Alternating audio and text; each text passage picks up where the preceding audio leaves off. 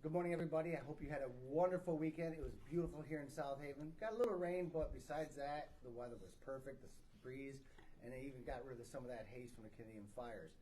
But I'm coming to you today because we have a special treat. This is going to be one of 8 different series that we're going to come to you every Monday morning at 9 a.m. And we're going to meet with Debi Howe of the South Haven Regional Business Hub. And Larry Phillips is going to be our first guest today. So I'm going to flip the camera on and let you guys hear from them what's going on in South Haven. Real quick here. Good morning, everybody. How are you? Great. Thank you for having us, Ryan. Thank you, Debbie. So, Debbie, what is the South Haven Region Business Hub? Yeah, thank you for asking. The South Haven Region Business Hub was started about 2 years ago, and we help small businesses start and grow. We realized that in the United States, 80%, actually more than 80% of our organizations are under 50 employees, and they have the least amount of support. So we're here to help support those who are thinking of an idea and want to know where to start to build a business, who want to grow a business but not sure where to begin to do that. So our mission is actually to help make South Haven region a place where entrepreneurs want to start and grow by providing any type of services they may need. We have subject matter experts on multiple topics. I myself am an entrepreneur, and we collaborate with the City of South Haven, the Chamber, and here at Lake Michigan College. Love it. So, Debbie, how long have you been doing this? I've been doing this here in South Haven for about 4 years, but total-wise, probably over 20 years. And I started my first business in 1989, so long time. And it's good to have you doing this, too, because a lot of people don't know that South Haven actually has help. A lot of people have great ideas, but then they either get frustrated because they don't know where to go, or they start and then they don't know what to do next. Exactly. So this is going to be a good series that we're going to do, and I'm looking forward to it, and especially having Larry, our first one. So, Larry, tell me a little bit about yourself. Who are you? What do you do?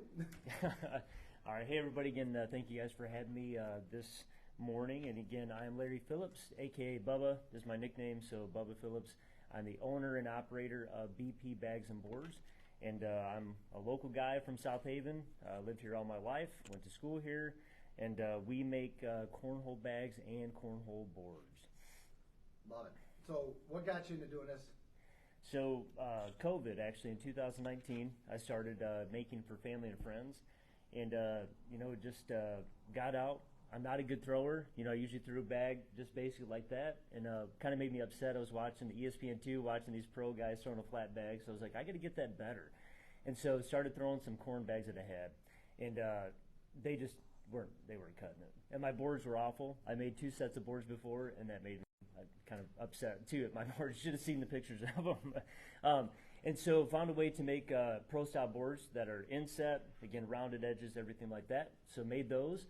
And then all of a sudden found out how to make different types of bags, and also then got into the pro-style bags. And once I did that, it just took off. And so what's in between a normal bag and a pro-style bag?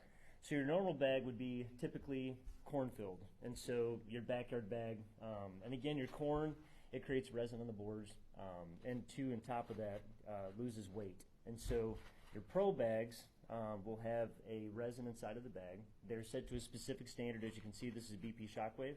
It is the ACO approved bag, one of our many bag series that we have that are stamped. They're set to a certain standard, certain size. And again, all these pro bags, your typical corn bag would just have duck cloth. So it'd be 2 of the same fabric on each side, so the same speed.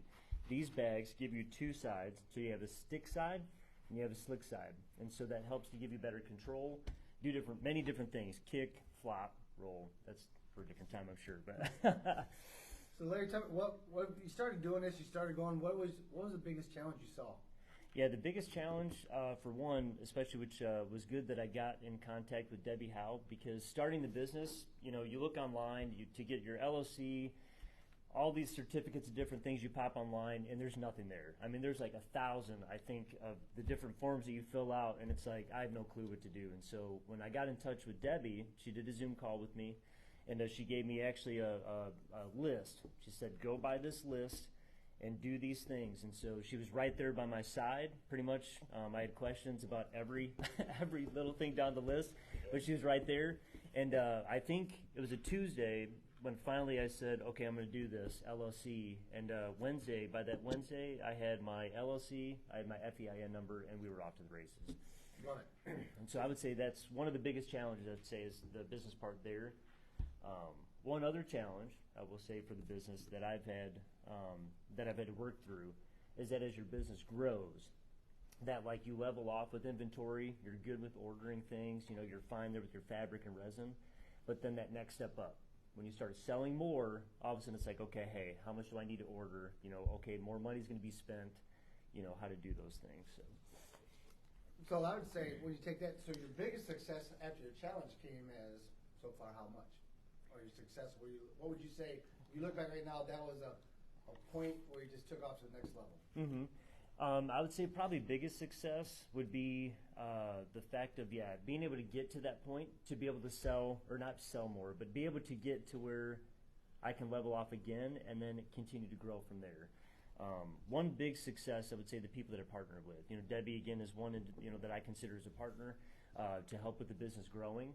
We partnered with Quad City Cornhole, which is an awesome group, again, in Grand Rapids, West Michigan, 269 Baggers, and also we sponsored Tony Pinion, so they've gotten the name out. And so I would say probably the biggest success right now at this moment for the business is the fact of who we partnered with and just been blessed to partner with.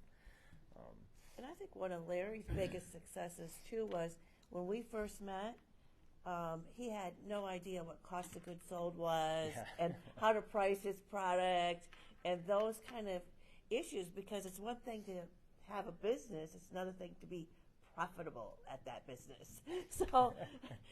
But I'm going to tell you what, Larry's a quick learn. He learned and he continues to learn how that cost of goods sold and watching those numbers, and I think to have somebody in partnership that you can talk those things over with is helpful. What do you say? Yes, because I didn't want to tell Debbie how much I sold the bag. Well, she knew how much I sold the bags for, but I didn't want to tell her how much I had into the bags, because when I did tell her, she's like, she wasn't mean. I thought she was going to yell at me and be like, oh, man, you need to sit there. Hey, what are you doing? But no, she just told me. She said, Larry, you need to raise your prices because you're giving your bags away. She was right. And so basically, once I hit that point, at the $60 for the half set of bags, then we were at where we need to be at for the customer, for a great product, and also for us to be able to continue and to grow the business. And so Larry, if they're watching right now, we got about 16,000 followers on this page. Mm-hmm. Somebody wants to check out your product, how do they find you? Yep, so we have a couple of different things. You can go to BP Bags and Boards on Facebook, and again, you can message us, and again, we have tons of photos of different bags that we have. Also, our website, we are revamping it because we have a few changes that had happened when we partnered with Quad City. Again, they kind of helped us out a little bit with marketing, and so if you go to our website, it's BP Bags and Boards, you can search it on Google, and again, it will pop up, and on there we'll have all of our series of bags. We right now have 6 series, which I don't have with me now. We will have stock bags that'll be on the website. Again, the BP Shockwave, if you're a Michigan fan, we got Michigan colors, again there. Again, 2-sided. Also our BP collateral bag that we have that we are going to be, again, showcasing there at the Worlds coming up in Kentucky. And again, same speeds, 5.8, but they do a different thing, very hole-friendly bags. But they can search us, again, on Facebook and also on our website, which will have all of our information. So this question for both of you. So what advice would you have to give other business owners or potential business owners this morning? Yeah, I think the biggest advice I could give to people is to let them know that there are people out there who will support them. If I have 6 different teams, I have probably 30 people behind me who will help support. I think Larry used one of our marketing people as well. So we have people who can help support you. I don't want you to feel like you're out there alone. I have a tagline that's true with our South Haven Region Business Hub. Is it takes a community to raise an entrepreneur. So reach out, let us help you. Don't struggle through all those 1,000 different things on the web. Just make one call, and we'll be there to help support your organization and yourself. Well, I love it, Larry. I think it's awesome.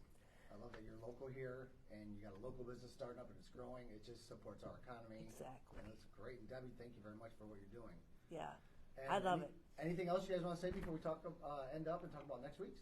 No, main thing I'll say, hey, again, thank you for having me. Again, thank you to Debbie, and again, thank you to Ryan for allowing me to be a part of this. And if you want a good set of bags, they don't have magnets in them for sure, to automatically go in the hole every time.